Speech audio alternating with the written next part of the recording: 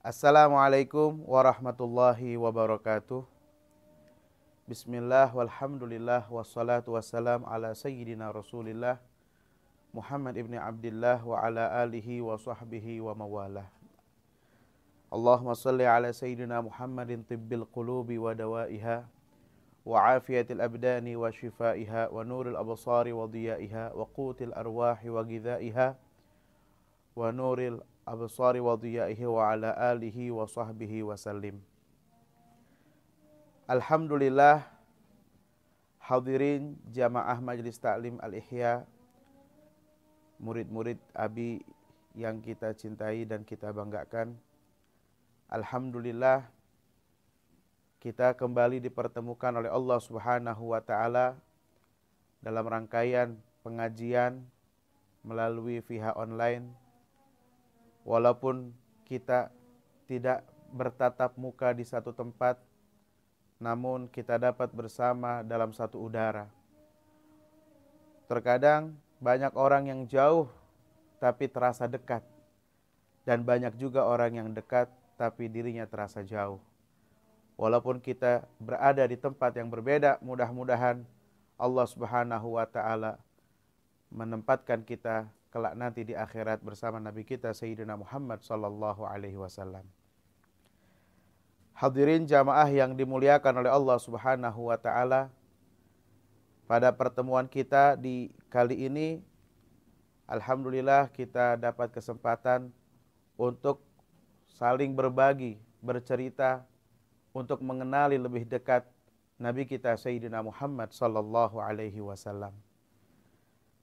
Nuran ambil pembahasan untuk kita dapat mengenal Nabi kita Sayyidina Muhammad sallallahu alaihi wasallam dari kitab Khulasah Nurul Yaqin. Disebutkan di sini ad-daurul awal, perjalanan hidup Nabi kita Sayyidina Muhammad sallallahu alaihi wasallam yang pertama. Yang pertama kita harus tahu dan kita harus mengenal siapakah Nabi kita Sayyidina Muhammad sallallahu alaihi wasallam itu. Qala al-muallif rahimahullah, huwa rasulullahi ilan nasi kafah wa akhirul anbiya wa imamur rusul. Nabi kita Sayyidina Muhammad sallallahu alaihi wasallam, dia adalah Rasulullah. Rasulullah adalah utusan Allah Subhanahu wa taala kepada seluruh umat manusia. Dan beliau adalah terakhir dari kalangan para nabi dan sebagai pemimpin dari kalangan para rasul.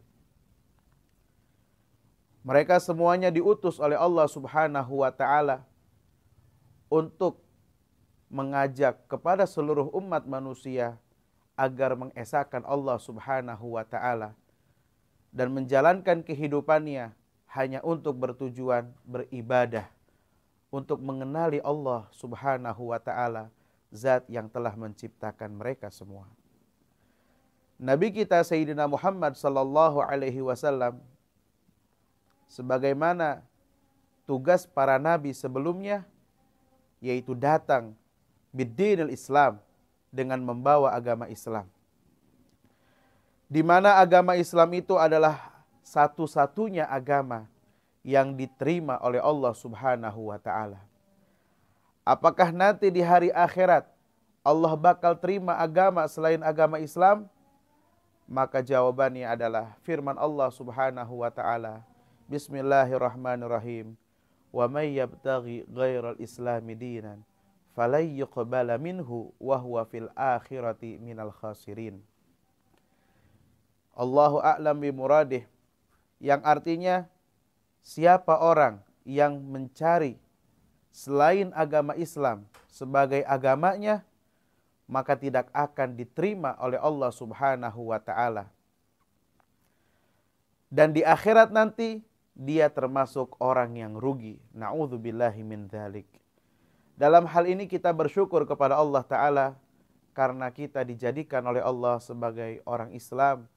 Mudah-mudahan dapat kita jaga sepenuh jiwa raga kita dalam menegakkan syariat Islam, dan kita berharap semoga Allah wafatkan kita dalam keadaan beragama Islam. Wala tamutunna illa wa antum muslimun. Nabi kita Sayyidina Muhammad sallallahu alaihi wasallam, beliau adalah keturunan dari pemuka-pemuka atau para pemimpin bangsa Quraisy, di mana kabilah Quraisy itu adalah kabilah yang paling mulia di kalangan bangsa Arab khususnya, bahkan di antara semua umat manusia. Nasabnya Nabi sallallahu alaihi wasallam bersambung kepada Nabi Allah Ismail, putra dari Nabi Allah Ibrahim alaihi wassalatu wassalam. Mungkin kita mengenal sedikit tentang siapa Nabi Ibrahim itu. Di antara panggilan atau sebutan Nabi Allah Ibrahim, beliau adalah Abul Anbiya, yang artinya bapak dari kalangan para nabi. Kita melihat bahwa Nabi Allah Ibrahim mempunyai dua putra. Yang pertama Nabi Allah Ismail, dan yang kedua Nabi Allah Ishaq alaihi wassalatu wassalam. Dari keturunan Nabi Allah Ismail, tidak ada seorang nabi yang diutus oleh Allah Subhanahu wa taala sampai nabi kita yang terakhir, yaitu nabi kita Sayyidina Muhammad sallallahu alaihi wasallam. Sedangkan dari Nabi Allah Ishaq, banyak keturunannya yang diangkat oleh Allah Subhanahu wa taala menjadi para nabi dan rasul. Di antaranya putra Nabi Allah Ishaq, yaitu adalah Nabi Allah Ya'qub. Dan kemudian Nabi Allah Ya'qub punya anak juga seorang nabi, yaitu adalah Nabi Allah Yusuf alaihi wassalatu wassalam. Ketika Nabi sallallahu alaihi wasallam ditanya oleh para sahabat ridwanullah alaihim ajmain, dalam sebuah hadis yang panjang, di antara cuplikannya dikatakan, "Ya Rasulullah, man akramun nas?" Siapa orang yang paling mulia itu? Nabi sallallahu alaihi wasallam mengatakan, Yusuf. Yang paling mulia adalah Nabi Allah Yusuf. Kenapa? Fa Yusuf Nabiullah, ibnu Nabiyillah, ibnu Khalilillah. Karena Nabi Allah Yusuf adalah seorang nabi. Beliau putra dari seorang nabi, yaitu Nabi Allah Ya'qub. Dan Nabi Allah Ya'qub adalah putra dari seorang nabi, yaitu Nabi Allah Ishaq. Dan Nabi Allah Ishaq adalah putra dari seorang nabi yang dipanggil dengan sebutan Khalilullah, yaitu Nabi Allah Ibrahim alaihi wassalatu wassalam. Hadirin jamaah yang dimuliakan oleh Allah Subhanahu wa taala. Siapakah ayah dan ibunda Nabi sallallahu alaihi wasallam? Ayahnya Nabi sallallahu alaihi wasallam bernama Abdullah. Beliau putra dari Abdul Muttalib, putra dari Hashim, putra dari Abdi Manaf, putra dari Qusay, putra dari Kilab. Nabi Muhammad ibni Abdullah, ibni Abdul Muttalib, ibni Hashim, ibni Abdi Manaf, ibni Qusay, ibni Kilab. Adapun ibundanya Nabi sallallahu alaihi wasallam itu bernama Sayyidatina Aminah. Beliau putri dari Wahab. Dan Wahab ini putranya dari Abdu Manaf. Abdu Manaf putra dari Zuhrah. Zuhrah putra dari Kilab. Dan dari Kilab inilah kakek Nabi sallallahu alaihi wasallam yang kelima bersambung antara nasab ayah dan ibundanya. Kemudian dari Kilab itu bersambung nasabnya sampai dengan Adnan. Dan dari Adnan bersambung nasabnya sampai dengan Nabi Allah Ismail, putra Nabi Allah Ibrahim alaihi wassalatu wassalam. Dan kita harus tahu bahwa Nabi sallallahu alaihi wasallam berasal dari keturunan keluarga yang baik-baik. Baik sifatnya, baik akhlaknya, dan baik pula akidah dan keyakinannya. Tidak ada satupun dari ayahnya dan seterusnya dari Nabi sallallahu alaihi wasallam melainkan semuanya adalah hamba-hamba yang mengesahkan Allah Subhanahu wa taala. Dan tidak ada asal usulnya berasal dari seorang ibu kecuali seorang ibu yang terjaga harga diri dan kemuliaannya. Hadirin rahimahullah, ayahnya Nabi sallallahu alaihi wasallam tidak bertemu dengan Nabi sallallahu alaihi wasallam karena ayahnya Nabi wafat pada waktu Nabi sallallahu alaihi wasallam masih ada dalam kandungan ibunya, kurang lebih sekitar usia 2 bulan dalam kandungan. Dan waktu itu ayahnya Nabi SAW wafat di usia 18 tahun. Dan dimakamkan di kota Madinah. Beliau sebagai ayah yang waktu itu termasuk dalam usia yang muda, wafat, dikatakan di sini, walam yatruk lahu syai'an minal mal. Beliau wafat meninggalkan putra dan istrinya dalam keadaan tidak meninggalkan harta. Sekalipun tidak meninggalkan harta, tetapi Allah Subhanahu wa taala menjaga Nabi sallallahu alaihi wasallam sampai Nabi sallallahu alaihi wasallam mengatakan, "Addabani Rabbi fa ahsana ta'dibi." Yang mendidik aku dan yang membesarkan aku adalah Allah Subhanahu wa taala. Itulah sebaik-baiknya pendidikan. Adapun Nabi sallallahu alaihi wasallam ketika sudah sampai 9 bulan dalam kandungan ibundanya, datanglah waktu di mana saat itu dinantikan oleh seluruh makhluk ciptaan Allah Subhanahu wa taala. Semua bergembira menyambut kedatangannya. Nabi sallallahu alaihi wasallam lahir di kota Mekah, kota yang suci yang dimuliakan oleh Allah Subhanahu wa taala. Dan pada waktu itu lahirnya di hari Senin.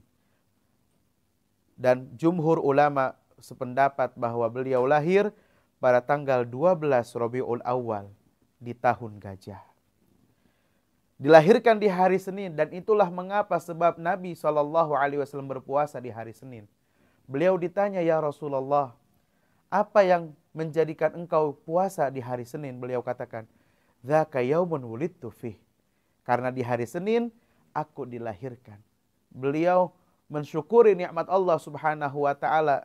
Allah telah mewujudkan dirinya lahir di hari Senin. Maka di hari itu Nabi SAW mengungkapkan rasa syukurnya dengan cara berpuasa. Mengapa disebut tahun kelahirannya itu dengan sebutan tahun gajah? Dikarenakan pada tahun itu terjadi satu peristiwa besar yang dikenal oleh seluruh penjuru dunia, bahwa ada seorang raja dari Habasyah. Ini ada ralat bahwa raja yang dimaksud adalah raja dari negeri Yaman, yaitu Raja Abraha. Pasukan bergajah yang dipimpin oleh Raja Abraha itu mengutus pasukan untuk datang menyerang Ka'bah, menghancurkan Ka'bah. Kenapa? Dikarenakan iri hati. Kenapa kok orang datang berbondong-bondong ke negeri Arab, tepatnya di kota Mekah, sehingga itu yang membuat Raja Abraha ingin membuat tandingan atau saingan, namun hal yang diharapkan tidak tercapai. Maka untuk menghabisinya, beliau mengutus pasukan bergajah untuk menghancurkan Ka'bah. Namun walaupun dia datang dengan membawa bala tentara yang kuat, dengan persenjataan yang hebat, dengan pasukan yang banyak, Allah Subhanahu wa taala menjaga kota Mekah. Allah Subhanahu wa taala menjaga Ka'bah sehingga pasukan itu tak mampu sedikit pun untuk menyentuh Ka'bah Al-Musyarrafah. Peristiwa itu dikenal dan menjadi satu momen untuk mengingatkan satu peristiwa bahwa akan ada yang terjadi di kota Mekah, yaitu apa? Kelahiran Nabi Muhammad sallallahu alaihi wasallam. Ketika lahir, beliau pun diasuh di bawah bimbingan riayah keluarga yang sangat mencintainya dan disusui pertama kali oleh ibunya, kemudian oleh Thuwaibah al-Aslamiyah, khadimah daripada Abu Lahab, setelah itu oleh Halimatus Sa'diyah, dan dibesarkan di kalangan Bani Sa'ad sampai di usia 4 tahun. Mudah-mudahan kisah sedikit dari perjalanan kelahiran Nabi SAW menjadikan kisah yang menambah rasa cinta kita kepada Nabi Muhammad SAW. Insya Allah kita akan bertemu lagi pada episode berikutnya untuk menyampaikan kisah selanjutnya bagaimana. Wallahul muwafiq ila aqwamit thoriq. Wassalamualaikum warahmatullahi wabarakatuh.